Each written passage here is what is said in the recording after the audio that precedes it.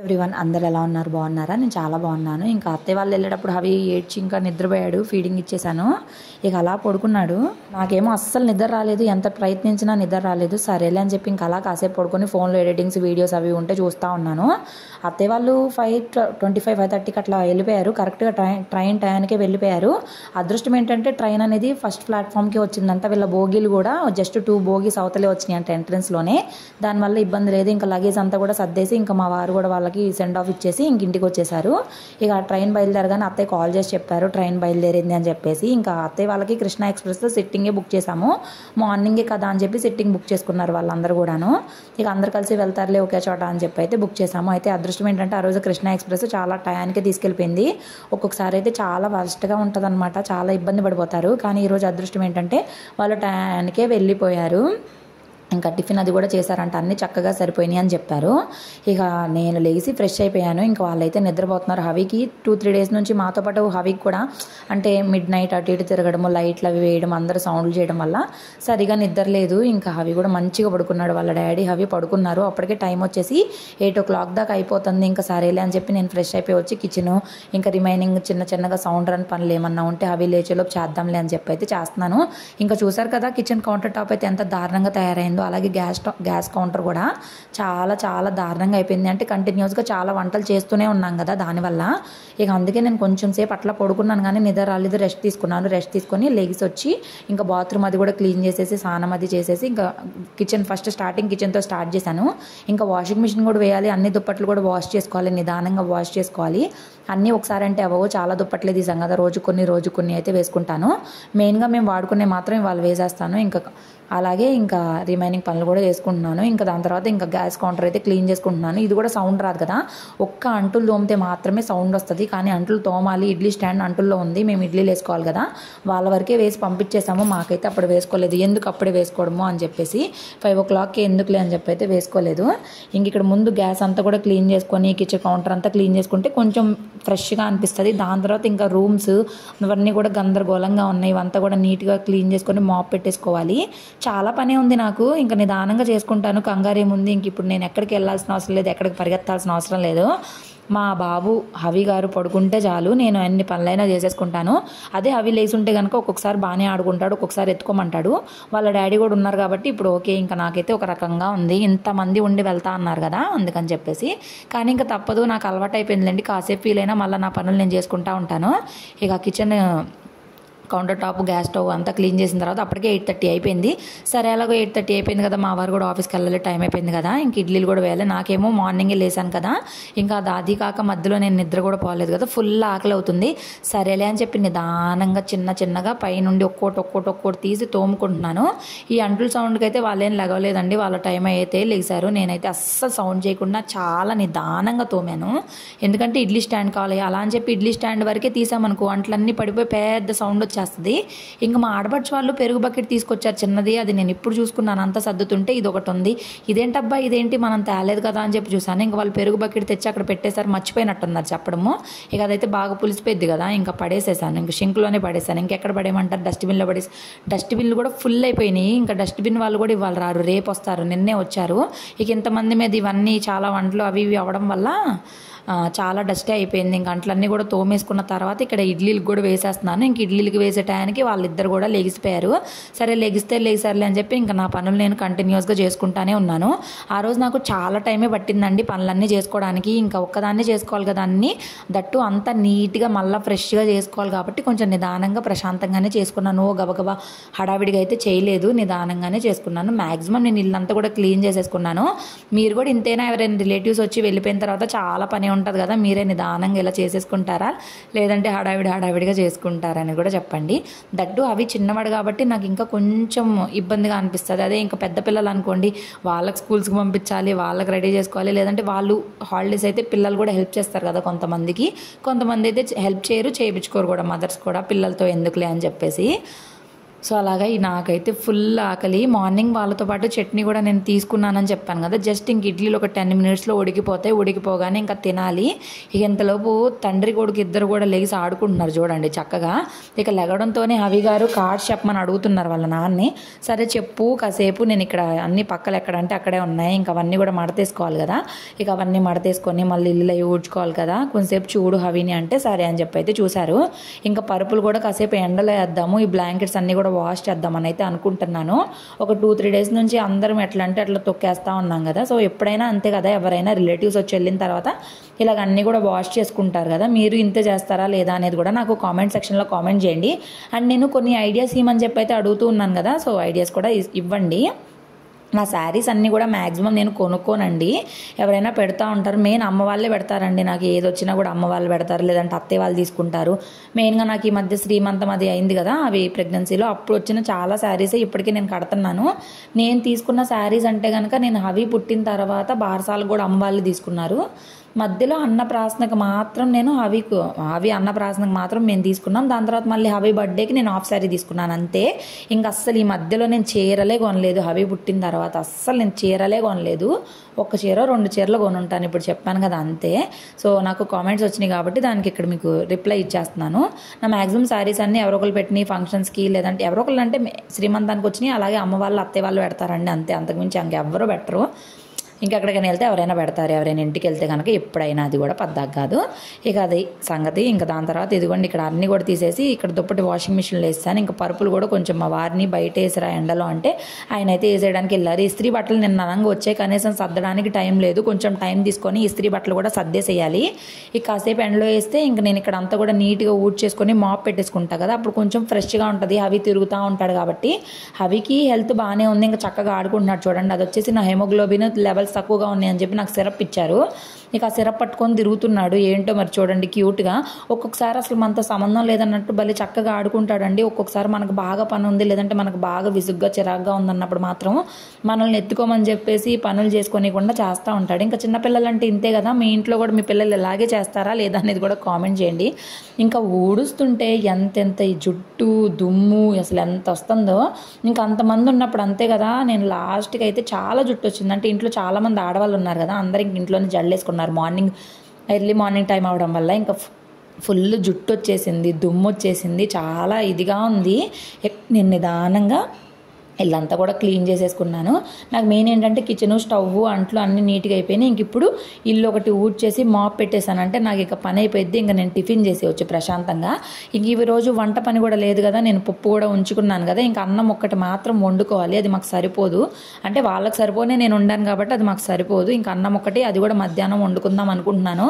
ఇక ఈరోజు మా వారు కూడా ఆఫీస్కి వెళ్ళనులే అని చెప్పి అయితే అన్నారు. నాకు కొంచెం ప్రశాంతంగా అనిపించింది. అందరూ లీవ్స్ పెట్టుకున్నారంట. సరేలే, ఇంకా హవికి కూడా కొంచెం హెల్త్ అది బాగోలేదు కదా, సరే ఉంటాలే, నాకు వెళ్ళబుద్ధి కాలేదన్నారు.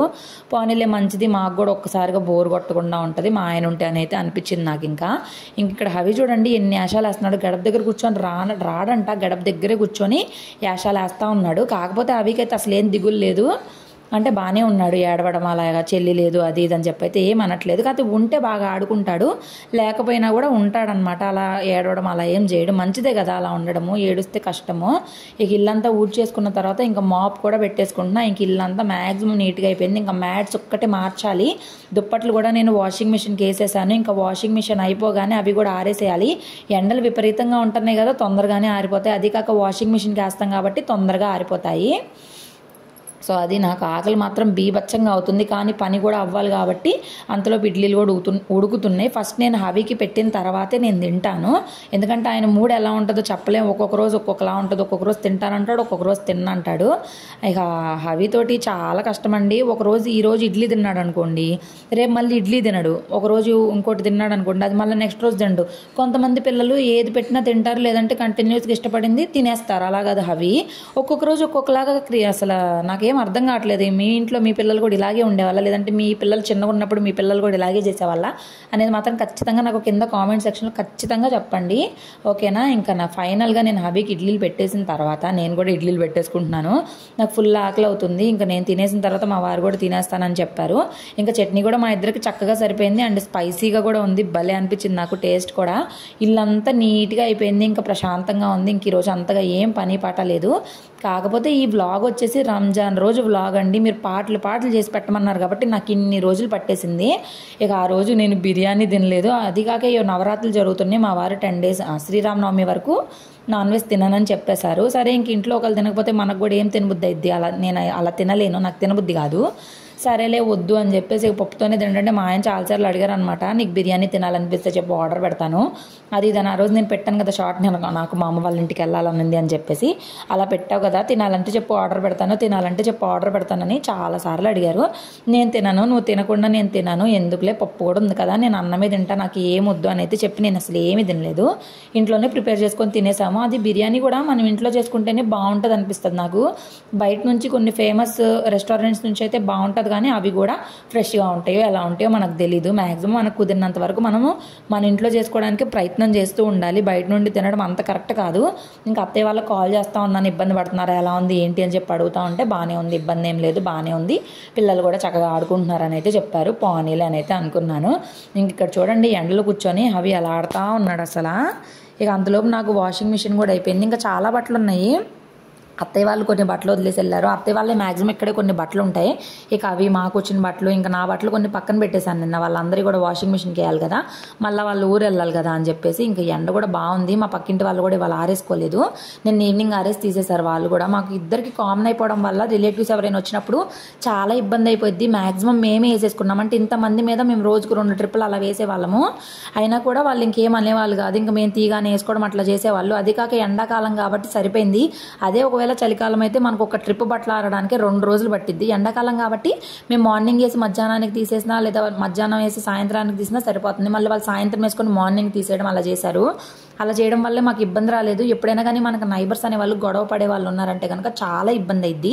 కానీ వాళ్ళు అలా ఏం కాదు, ఇట్లాగా మేము వాళ్ళు రిలేటివ్స్ ఊరు వెళ్ళిపోతున్నారంటే సరేలే అని చెప్పి వాళ్ళు ఇంకా ఆరేసుకోలేదు. మేము తీగానే ఈవినింగ్ వేసుకొని మళ్ళీ నెక్స్ట్ డే మార్నింగ్ తీసేశారు. మళ్ళీ నాకు ఉన్నారు కదా ఇంట్లో రిలేటివ్స్ అని చెప్పేసి కదా నేను చెప్పాను, వాళ్ళందరూ వెళ్ళిపోయారులే, ఈ ఒక్క ట్రిప్పే, తర్వాత మీరు వేసుకోండి అని చెప్పాను. సరే అన్నారు. ఇలాగ అండర్స్టాండింగ్ చేసుకునే వాళ్ళు కూడా ఉండాలండి. ప్రతిదానికి గొడవలు పడిపోయాం అనుకోండి చాలా కష్టము. పైగా రెంట్ హౌసెస్లో చాలా ఇబ్బందులు ఉంటాయండి. అది రెంట్ హౌసెస్లో ఉండే వాళ్ళకే తెలుస్తుంది, ఓనర్స్ తరపున కానీ ఇంటి పక్కన సరౌండింగ్స్ అలాగా చాలా ఇబ్బందులే పడతా ఉంటాం. చూడు ఒకసారి చెల్లేది, అవి చెల్లి ఎక్కడికి వెళ్ళింది, ఎక్కడుంది చెల్లి? కారులో వెళ్ళిందా? తాత తీసుకెళ్ళాడా? తాత నాయనమ్మ అత్త అందరు ఎవరు లేరు? ఎక్కడికి వెళ్ళారు అందరూ? ఆచి వెళ్ళారా? తాత తీసుకెళ్ళాడా? అవునా బైక్లో వెళ్ళారా? నువ్వు మిస్ అవుతున్నావా? వాళ్ళని మిస్ అవుతున్నావు, చెల్లిని అవుతున్నావా? అవునా? ఓ తల్లి, అన్నోళ్ళతో ఆడుకుంటున్నావు నువ్వు, జశ్వంత్ అన్న దేవాంశ్ అన్నతోటి, అవునా? ఓకే ఆడుకో. సెకండ్ ట్రిప్ వచ్చేసి మేము రోజువారీ ఉపయోగించుకునే దుప్పట్ల వరకు అయితే వేసుకుంటున్నానని చెప్పాను కదా. ఇంకా అక్కడంతా కూడా నా బట్టలు ఫుల్ అయిపోయినాయి కాబట్టి ఇంక ఎదురు ఈ గ్లాస్ దాని మీద కూడా దుప్పట్లు అయితే ఆరేసుకున్నాను. ఇంకా కింద అయితే క్లిప్పులు పెట్టేస్తాం పడిపోకుండా. ఇక ఎండ కూడా బాగుంది, తొందరగా ఆరిపోతాయి. మధ్యాహ్నానికి ఆరిపోతే కనుక పరుపులు కూడా తీసి లాన్ వేసేసాను. ఫస్ట్ అయితే పరుపులు ఇక్కడ వేసుకున్నాను. ఇక ఈ ఆరేయాలి కాబట్టి పరుపులు తీసి లాన్ వేసాను. ఇంకా తర్వాత ఈ కాసేపటికి ఆరుతాయి కదా, అప్పుడు ఇవన్నీ కూడా నేను లోపల వేసేసుకుంటాను. ఈవినింగ్ కల్లా అన్నీ వచ్చేస్తాయి, అన్నీ మడతలు వేసుకోవాలి మళ్ళీ. సో అదండి, ఇలా జరిగిందనమాట. అందరు వెళ్ళిపోయిన తర్వాత ఒక్కదాన్ని ఇన్ని పనులు చేసుకుంటా ఉన్నాను. ఒక్కొక్కసారి అనిపిస్తుంది అబ్బా ఎంత గ్రేటో ఎంత ఓపిక అనిపిస్తుంది, ఒక్కొక్కసారి చాలా చిరాకు కూడా వస్తుంది. ఏంటే ఇంకా ఆడవాళ్ళం అంటే చాలా ఓపిక సహనం ఉండాలి కదా, చాలా పనులు చేసుకోవాలి. అదే చెప్తా ఉంటారు కదా, మనకి ఎంత పని చేసినా సరే ఒక విలువ ఉండదు. అది నిజమా కాదా చెప్పండి? ఇంత పని ఒక మెయిడ్ చేస్తే కనుక ఎంత డబ్బులు పే చేస్తాను చెప్పండి, చాలా ఖర్చే అవుతుంది కదా. ఇక గులాబ్ జాములు అత్తయ్య వాళ్ళు వదిలేసి వెళ్ళారు కదా, ఇంకా మా వారిని తినమని చెప్పాను. అయితే టేస్ట్ చాలా బాగుంది. ఓన్లీ ఆ లడ్డూల వరకు తినేసి ఆ షుగర్ ఇదంతా కూడా మా వారు పడేస్తా ఉన్నారు. ఇంక ఇక్కడ హవి ఏమో గులాబ్ జాము పెట్టమని అడుగుతున్నాడు. ఆల్రెడీ జలుబు ఉంది ఫుల్గా, ఇంకా గులాబ్ జాము పెట్టామంటే ఇంక మా పని అయిపోయినట్టే. మళ్ళీ గుండు టపక్మంటుంది బుజ్జిముంటికి. ఇటు చూడమ్మా, అమ్మని చూడవు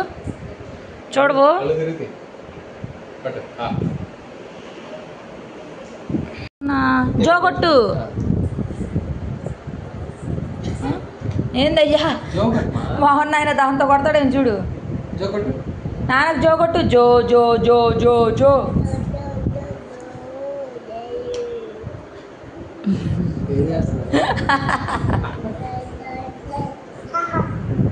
ఇక అవి యశాలు చూసారు కదా ఎంత క్యూట్గా చేస్తూ ఉన్నాడో. ఇంకా అంతా పని అయిపోయింది, అన్నీ ఆరేసిన తర్వాత అప్పటికి మధ్యాహ్నం అయిపోయింది. ఇంక అప్పటికప్పుడు నేను వేడివేడిగా అన్నం వండేశాను. ఇక మా అత్తయ్య వాళ్ళు మొన్న వస్తా టమాటా పచ్చడి అలాగే అల్లం పచ్చడి కూడా తీసుకొని వచ్చారు కదా. పప్పులోకి నిమ్మకాయ పచ్చడి చాలా బాగుంటుంది. ఆ కాంబినేషన్ మీరు ఎప్పుడైనా ట్రై చేశారా? నిమ్మకాయ పచ్చడి మేము ఇంట్లోనే పట్టాం కదా. ఇంకా నిమ్మకాయ పచ్చడి అలాగే నెయ్యి, టమాటా పచ్చడి, పప్పు అన్నీ వేసుకొని తింటున్నాము. టమాటా పచ్చడి నెయ్యి కాంబినేషన్ బాగుంటుంది. అలాగే పప్పు నిమ్మకాయ పచ్చడి కాంబినేషన్ చాలా బాగుంటుంది. అలాగే పప్పు మామిడికాయ పచ్చడి కాంబినేషన్ కూడా చాలా బాగుంటుంది. ఇక నాకు నిమ్మకాయ పచ్చడి అంటే విడిగానే చాలా ఇష్టం. నేను కొంచెం పులుపు అనేది ఎక్కువగానే తింటాను. ఫస్ట్ నుంచి కూడా నాకు పులుపు అంటే బాగా ఇష్టం. నిమ్మకాయలైనా, నిమ్మకాయ నీళ్ళైనా, పులిహోర అయినా అలాగా పులుపు ఎక్కువ తింటాను. ఇంట్రెస్ట్ నాకు ఇంకా అలాగా. మామిడికాయలైనా ఏవైనా సరే. ఇక్కడ పచ్చడితో తింటున్నాను. చూసారు కదా, ఈరోజు ఇన్ని రోజులకు మాకు కుదిరింది మా అత్తయ్య వాళ్ళు తెచ్చిన పచ్చడి టేస్ట్ చేయడానికి. ఇన్ని రోజులు అసలు కుదరలేదు. హడావిడి లేదంటే మర్చిపోవడం ఏదో ఒకటి. ఈరోజు కూడా మా వారు గుర్తు చేశారనమాట. టమాటా పచ్చడి ఉంది కదా తిన్నాము అని చెప్పేసి అంటే అప్పుడు వెళ్ళి నేను తీసుకొచ్చాను. ఇంక ప్రశాంతంగా కూర్చొని తింటున్నాము. ప్రజెంట్ హవి నిద్రపోతున్నాడు, అందుకే ఇలా కూర్చొని తింటున్నాము. అదే హవి మెలకుగా ఉంటే కనుక ఎవరో ఒకళ్ళం హవిని చూసుకోవాలి, లేదంటే హవిని గింటిలు అన్నీ పట్టుకొని లాగుతూ ఉంటాడు. అందుకని చెప్పేసి ఈరోజు మేము ఒక డెసిషన్ కూడా తీసుకున్నాము. ఏంటి అంటే కనుక ఈరోజు నుంచి నైట్ నేను డిన్నర్ చేయను, నాకు ఏదైనా టిఫిన్ చేసి పెట్టు అని చెప్పైతే అడిగారనమాట మా వారు. సరే ఏదో ఒకటి చేస్తాను అని చెప్పైతే అన్నాను. కాకపోతే ఏంటంటే మా వారికి అన్నం తింటేనే ఒక సాటిస్ఫాక్షన్ వస్తుంది, లేదంటే ఇంకా సాటిస్ఫాక్షన్ రాదనమాట. నాకు ఒక ముద్దైన అన్నం ఉంచి ఏదో ఒక టిఫిన్ చేయని అయితే అడుగుతా ఉన్నారు. సరేలే చపాతీలు చేస్తానని చెప్పాను. ఈరోజు నైట్కి అయితే ఎలాగో అన్నం ఉంటుంది, ఇంక పప్పు కాబట్టి అన్నమే తింటాము. రేపటి నుంచి మాత్రము ఏదో ఒకటి చేసుకుందాము, ఏదో ఒకటి చేద్దాము. నాకు ఖచ్చితంగా అన్నమే వద్దు, నేను లేట్గా తింటున్నాను కదా ఈ వర్క్, ఈ మీటింగ్స్ తోటి అని అయితే చెప్పారు. ఇంకా ట్రైన్ కూడా టైంకి అయితే వెళ్ళిపోయిందని చెప్పాను కదా. ఇంకా వాళ్ళందరూ కూడా బాక్స్ పెట్టాను కదా, ఎవరికి వాళ్ళు సపరేట్ చేసుకున్నారు. అత్తయ్య వాళ్ళు వచ్చేసి విజయవాడలో దిగుతారు, మా పెద్ద ఆడబడ్చి వాళ్ళు వచ్చేసి పొన్నూరు అంటే నిడుబ్రోల్లో దిగుతారనమాట. వాళ్ళది చెరుకుపల్లి కదా, అక్కడ నుంచి మళ్ళీ ఒక 1/2 అవర్ వెళ్ళాల్సి వస్తుంది. ఇక ఎవరికి వాళ్ళు టిఫిన్ బాక్సులు సపరేట్ కడిగేసుకొని దానిలోకి అన్నము కూర మా అత్తయ్య వాళ్ళకి వేసి ఇచ్చారంట. ఇక వీళ్ళ బాక్సులు తీసుకొని ఇంటికైతే వెళ్ళిపోయి ఎవరికి వాళ్ళు తిన్నారంట. ఇక ఆ రోజు రంజాన్ అవడం వల్ల మా మామయ్య నైట్ డిన్నర్లో కూడా బయట నుండే బిర్యానీ అవి కూడా తీసుకొని వచ్చేసారు. ఇంకా బుడ్డ పిల్లలు కూడా బాగా అలసిపోయారు, ఎక్కడ వాళ్ళు అక్కడ పడుకుని పోయారని చెప్పి అయితే అన్నారు. నాకైతే కొంచెం మంచిగా అనిపించింది. కరెక్ట్ టైంకి వెళ్ళిందిలే, ఇబ్బంది పడకుండా పిల్లలతోటి. లేదంటే ఈ ఎండలు ఈ వాతావరణానికి చాలా ఇబ్బంది పడాలి, చాలా ఇబ్బందిగా ఉంటుంది కదా, అందుకని చెప్పేసి. ఇక ఈ రోజంతా కూడా ఇలా గడిచిందండి.